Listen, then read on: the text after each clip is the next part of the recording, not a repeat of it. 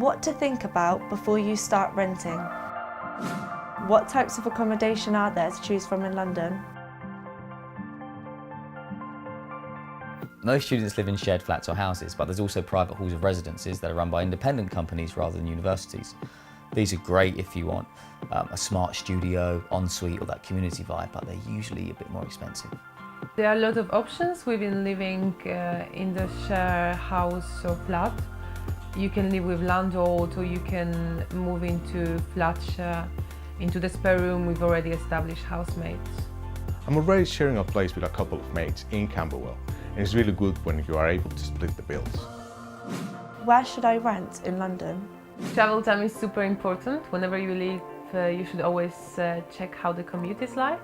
Sometimes the place looks really far in the map, but actually it has very good transport links. Zone 1 and 2 will be always more expensive, but you may want to pay a bit more extra for convenience. Me and my friend got a big map of London, and we always drew over it before we plan our viewing. Yeah, it's always good to see it as a map. Also, City Mapper app is great for helping with that. We looked at a lot of places down south, including Peckham and Elephant and Castle, and we checked out some other parts of London that we hadn't been to before just to get to know the area a bit. We asked some friends from back home that live in London for their recommendations. I've got a friend that's moving to Dalston in East London and a friend that's moving to Finsbury in North London. You should always think about being placed near stations and bus stops.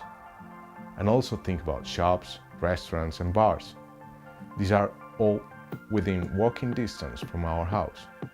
I will recommend checking out the local area before scheduling a viewing. Check out Time Out's website.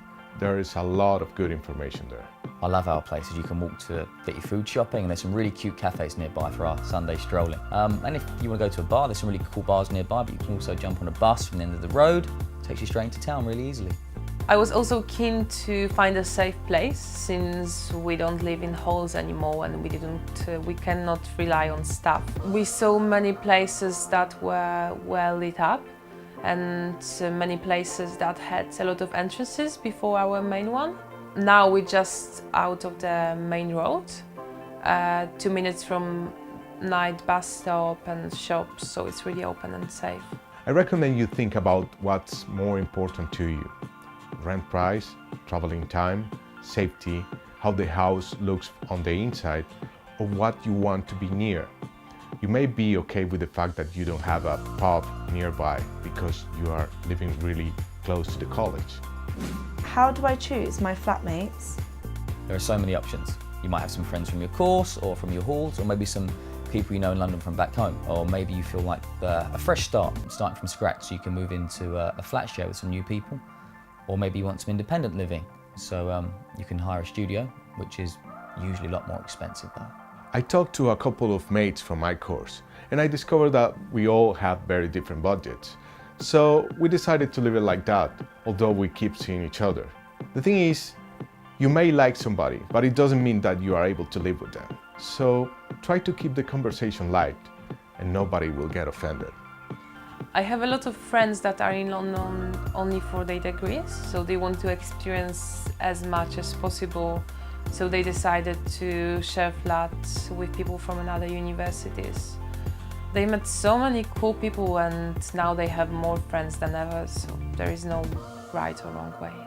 My sister moved into a flat with 3 others that were living there last year. They really welcomed her and even threw a party. She's really happy because they seem to know the local area and invite her to all the cool places. She had a mini interview. They went for a cup of tea to find out who she was.